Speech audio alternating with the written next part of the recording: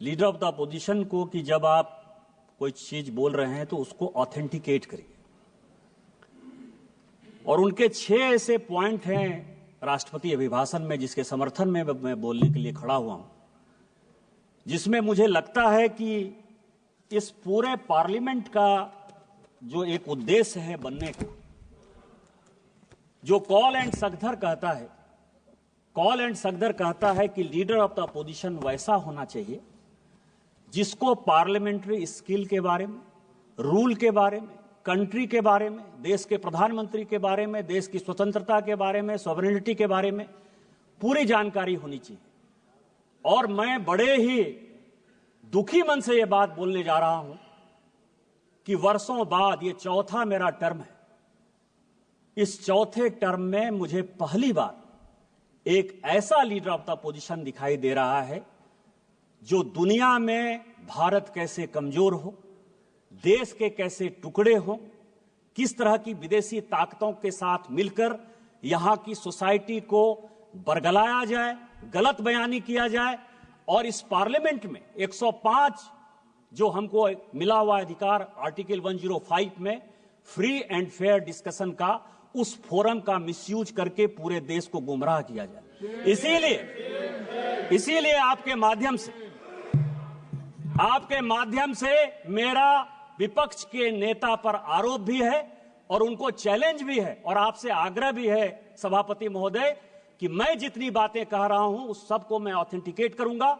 और यदि राहुल गांधी जी में, लीडर ऑफ द अपोजिशन में हिम्मत है तो वो सारी बातों को ऑथेंटिकेट करें, नहीं तो वो फ्लोर ऑफ द हाउस इस्तीफा दें।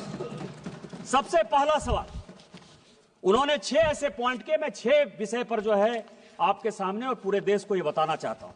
सबसे पहले उन्होंने कहा कि this phone is not made in India, this phone is assembled in India. और ऐसे करके जो है उन्होंने फोन दिखाया सर, ये फोन ऐसे दिखाया सर। अब आप समझिए सर, अपने दिल से जानिए पराए दिल का हाल।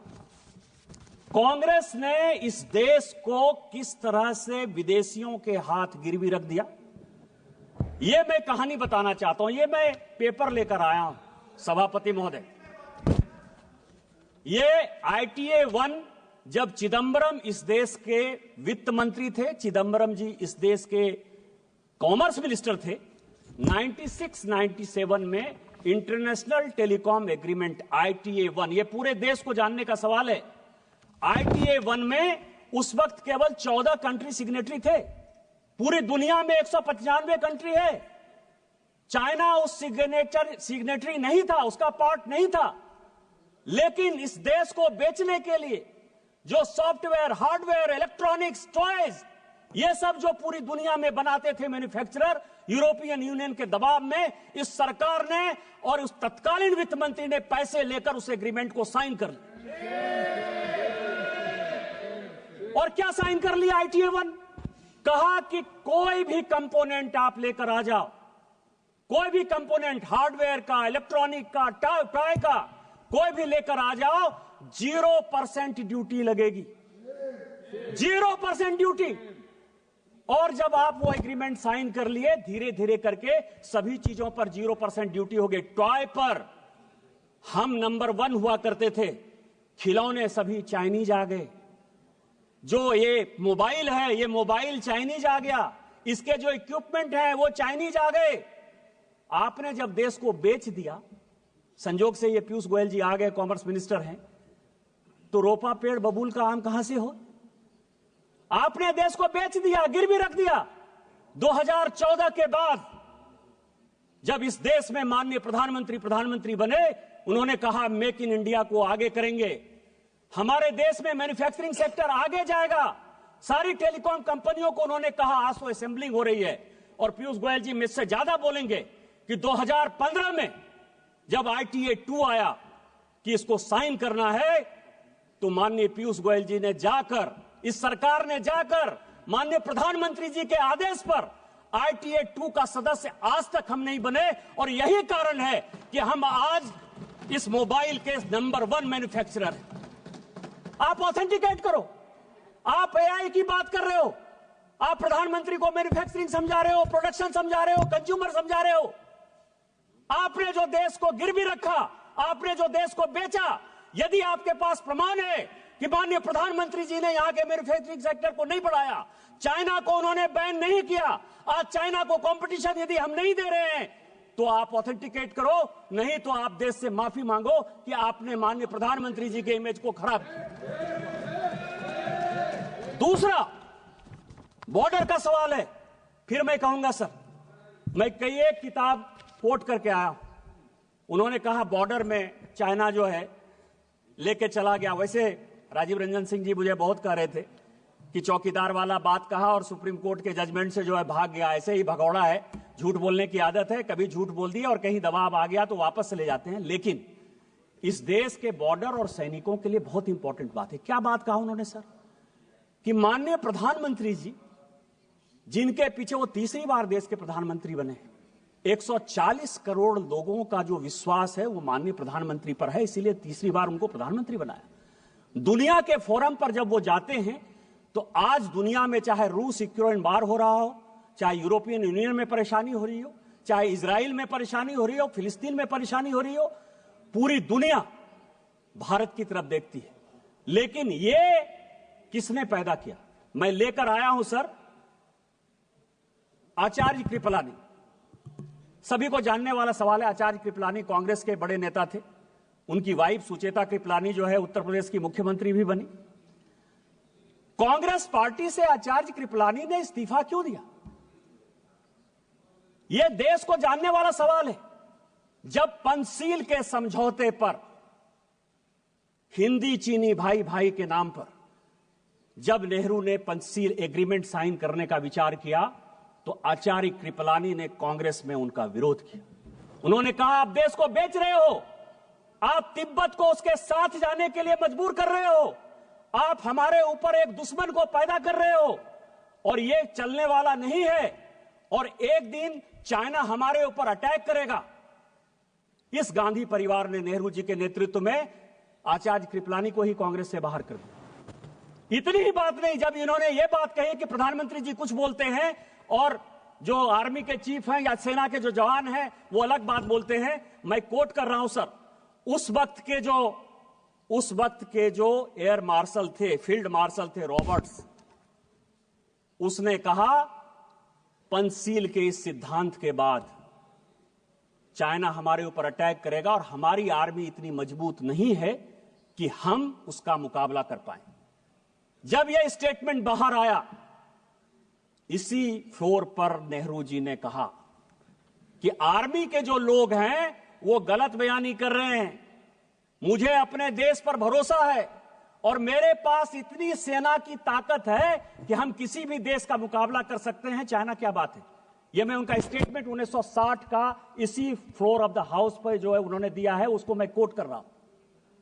और 61 में जब करियप्पा जी रिटायर हो रहे थे, फील्ड मार्शल करियप्पा बड़े फील्ड मार्शल थे, तो उन्होंने कहा कि मुझे फक्र इस बात का है कि मैं सैनिकों को मरते हुए नहीं देख पाया, उसके पहले ही मैं रिटायर हो रहा हूं। और जो 62 में हुआ यह पूरी दुनिया जानती। और उसके बाद क्या हुआ? लगातार हम चाइना के साथ बॉर्डर डिस्प्यूट में लगे हुए हैं। और मैं एक पेपर लेकर आया हूं सर कि 1981 में राहुल गांधी जी की दादी इंदिरा गांधी जी ने एक एग्रीमेंट साइन किया और उस एग्रीमेंट को साइन किया उस वक्त के चाइना के जो वित्त मंत्री थे, फॉरेन मिनिस्टर थे, आर्मी डिफेंस मिनिस्टर थे, हुआंग हुआ और इंदिरा गांधी के बीच में 1981 में समझौता हुआ। 1981 से लेकर 1987 तक जब इनके पिताजी भी बन गए इस देश के प्रधानमंत्री, 8 बार चाइना के साथ बायलैटरल हमने जमीन के लिए, बॉर्डर के लिए लगातार मीटिंग की, जो फेल हुआ। यदि चाइना ने नेहरू जी के समय जमीन नहीं लिया था तो इंदिरा गांधी ने वो कमेटी क्यों बनाई? राजीव गांधी ने वो कमेटी क्यों बनाई? 8 बार आपने उसकी 81 से लेकर 87 तक मीटिंग क्यों की? आप चाइना को पूरा का पूरा अक्साई चीन से लेकर पाकिस्तान जो आपने बनाया उस पर नहीं जाता। आपने सेना को घुसने दिया, आप लद्दाख तक पहुंच गए, आप अरुणाचल तक पहुंच गए, आपने तिब्बत को देकर हमारे माथे पर चाइना को बैठा दिया। आज माननीय प्रधानमंत्री जी के कारण एक बॉर्डर का डिस्प्यूट रिजॉल्व होता हुआ नजर आ रहा है। माननीय जयशंकर जी ने यही बयान दिया कि वो हमारे साथ बायलैटरल टॉक में है और जहां जो लाइन ऑफ एक्चुअल कंट्रोल था वहां पर दोनों सेना चली गई है। इस प्रधानमंत्री जी के जिस मजबूती के कारण चाइना आज पूरी दुनिया में परेशान नजर आ रहा है, आप जो है उस प्रधानमंत्री जी को प्रेज करने के बदले, पूरे देश में उनकी वाहवाही करने के बदले अपने चाहे नेहरू का समस्या हो, चाहे इंदिरा जी का समस्या हो, चाहे राजीव गांधी का समस्या हो, उस समस्या को जो है चूंकि आप रिजॉल्व नहीं कर पाए, आपने चाइना को माथे पर बैठा दिया। आज माननीय प्रधानमंत्री जी उसको रिजॉल्व कर देंगे तो आपका सारा विषय खत्म हो जाएगा, क्योंकि चाइना के साथ आपका एग्रीमेंट है। चाइनीज कम्युनिस्ट पार्टी के साथ कांग्रेस पार्टी ने क्या एग्रीमेंट किया है आज तक पूरी दुनिया को नहीं पता है। तो चाइना के एजेंट के तौर पर जो आप बैठे हुए हो, इस कारण से माननीय प्रधानमंत्री जी को बदनाम करने के लिए, देश को गुमराह करने के लिए बात कर रहे हो। आप on the floor of the house माफी मांगो और ऑथेंटिकेट करो इन चीजों को।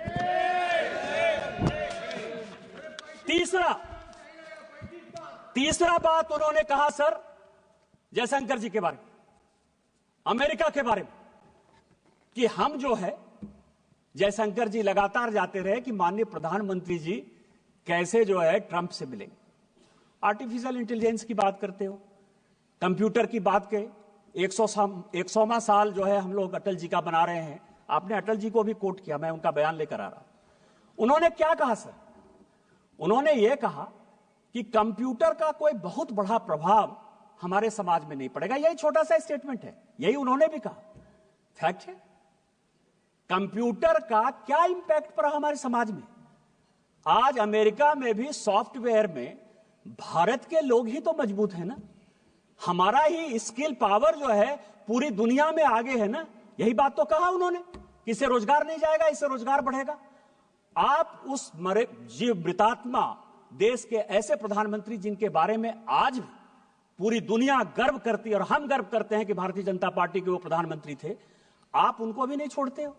आज आर्टिफिशियल इंटेलिजेंस की आप बात करते हो। माननीय प्रधानमंत्री जी जब फरवरी में जा रहे हैं, कंप्यूटर हमारे यहां सभापति महोदय 1987-88 में आया, अमेरिका में कंप्यूटर 1960 के दशक में आया, यूके में कंप्यूटर 1960 के दशक में आया। 30 साल बाद तो आप कंप्यूटर ला पाए।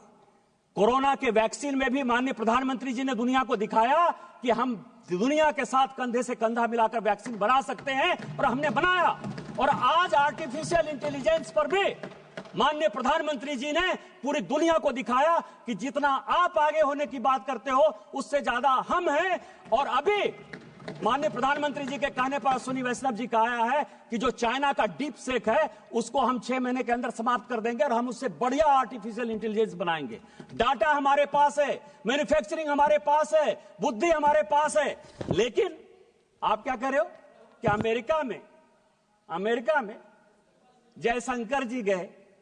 मैं 27 जनवरी, पूरे हाउस के जानकारी के लिए, 27 जनवरी 2025 व्हाइट हाउस का जो स्टेटमेंट है वो पढ़ देना चाहता हूं।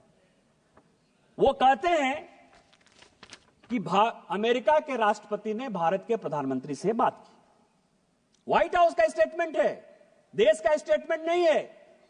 और वो ये कहते हैं कि हम भारत के प्रधानमंत्री के साथ अच्छे रिलेशन रखना चाहते हैं। हमने उनको इनवाइट किया। यदि जयशंकर जी ने यह काम किया होता तो क्या व्हाइट हाउस पर भी भारत सरकार का इतना अधिकार है कि जो चाहे स्टेटमेंट दे दे? और यदि यह अधिकार जयशंकर जी और माननीय प्रधानमंत्री जी के कारण व्हाइट हाउस में भी है, तो इस देश को गर्व करना चाहिए कि हमने व्हाइट हाउस को भी कंट्रोल कर लिया। लेकिन फिर मैं कहूंगा समस्या कहां है? समस्या यह है सर कि अमेरिका में इनके पूरे परिवार के साथ रिलेशन खराब रहा। मैं अभी CIA की रिपोर्ट देख रहा था, 1971 की, 1972 की, 1973 की। वो ये कह रहा है कि भारत की इकोनॉमी रसातल में जा रही है। ये पाकिस्तान को अटैक करके जो है एक एक्सपेंशन के मोड में जाना चाहती है, लेकिन इसका अपना कुछ नहीं है। ये रूस के साथ मिलकर जाना चाहती है और हम भारत को बैन करेंगे। और ये जो 71-72 का CIA का रिपोर्ट है, इसके कारण मैं आपको बताऊं कि इसी इंदिरा जी को 1982 में रोनाल्ड रीगन से जाकर माफी मांगनी पड़ी। आप उस परिवार के आदमी हो, वो देश के प्रधानमंत्री। मैं नहीं बोलना चाहता था, मुंह नहीं खुलवाना चाहता था मैं, लेकिन 1982 में इंदिरा जी ने अमेरिका जाकर रोनाल्ड रीगन से माफी मांगी कि जो हो गया सो हो गया, हमको माफ कर दीजिए। और हम देश को, एक वो देश था, और आज माननीय प्रधानमंत्री जी के नेतृत्व में यह देश है कि ट्रंप खुद से फोन करते हैं और ट्रंप व्हाइट हाउस में पूरा बताते हैं कि हमने उनको बुलाया है, हम उनके साथ अच्छा रिलेशन रखना चाहते हैं। देश कहां चला गया और आप कहां खड़े हो? तीसरा सवाल है सर, इन्होंने महाराष्ट्र इलेक्शन की बात की और चुनाव, चौथा पॉइंट सर, और इन्होंने इलेक्शन कमीशन के अपॉइंटमेंट की बात की, अपॉइंटमेंट की बात की सर। सुप्रीम कोर्ट का जजमेंट मैंने देखा, सुप्रीम कोर्ट के जजमेंट ने कहा कि जो इलेक्शन कमीशन का जो अपॉइंटमेंट है वो ट्रांसपेरेंट नहीं है। ये आज सुप्रीम कोर्ट में केस हुआ तो ये जजमेंट आया और ये भी कहा कि ये जजमेंट मैं टेम्पोररी दे रहा हूं, लेकिन पार्लियामेंट को ही अधिकार है कि कानून बनाए। कैसे बनाना है, इसी पार्लियामेंट ने पास किया कि कौन कौन लोग होंगे और इलेक्शन कमीशन का अपॉइंटमेंट कैसे होगा, बनाया सर। लेकिन मैं जो महत्वपूर्ण बात कह रहा हूं कि चुनाव आयोग पर इतना आरोप आप लगा दिए। एमएस गिल चुनाव आयुक्त थे, मुख्य चुनाव आयुक्त थे, रिटायर हुए सर, कांग्रेस पार्टी के सदस्य हो गए, राज्यसभा से मेंबर हो गए और देश के मंत्री हो गए स्पोर्ट्स के। नवीन चावला सर, नवीन चावला, अब उनको मैं श्रद्धांजलि देता हूं, अभी उनकी डेथ हुई, लेकिन पूरी दुनिया जानती है कि जो विदेशी लॉबी है, मदर टेरेसा पर बहुत अच्छा बुक लिखा उन्होंने सर, और जो वो लॉबी सोरेस के साथ जो लॉबी गांधी परिवार को मदद करती है और जो देश के टुकड़े टुकड़े करना चाहती है, उस लॉबी के सबसे बड़े समर्थक थे। उस नवीन चावला को आपने, जो सेक्रेटरी एमपैनल नहीं था, जानकारी के लिए, उसको जबरदस्ती सेक्रेटरी एमपैनल कराया और सीधा चीफ इलेक्शन कमिश्नर बना दिया। आज यदि सुप्रीम कोर्ट के आदेश के बाद हम कानून चेंज करके लेकर आए और उसमें आप भी बैठोगे, पैनल हम देंगे, तो इसके पहले तो आपने कभी लीडर ऑफ द अपोजिशन को नहीं पूछा। जब तक 2014 तक सरकार रही, मैं राहुल गांधी जी, पूरी कांग्रेस पार्टी और पूरे विपक्ष को चैलेंज करता हूं कि आपने इलेक्शन कमिश्नर के अपॉइंटमेंट में, चीफ इलेक्शन कमिश्नर के अपॉइंटमेंट में एक बार भी किसी विपक्ष के आदमी से कंसल्ट किया है? आजादी के 1950 से लेकर 2014 तक आप अपने चपरासी को, अपरासी को, कार्यकर्ता को, जिसको आपने चाहा जो है इलेक्शन कमिश्नर बना दिया। 100 चूहे खाकर बिल्ली चली हज को। आज हम ट्रांसपेरेंसी के साथ आगे बढ़ रहे हैं और उसके बाद आप चुनाव पे जो ताकतें ऐसी हैं जो भारत की डेमोक्रेसी को कमजोर करना चाहती हैं, उन ताकतों के साथ मिलकर आपने जो है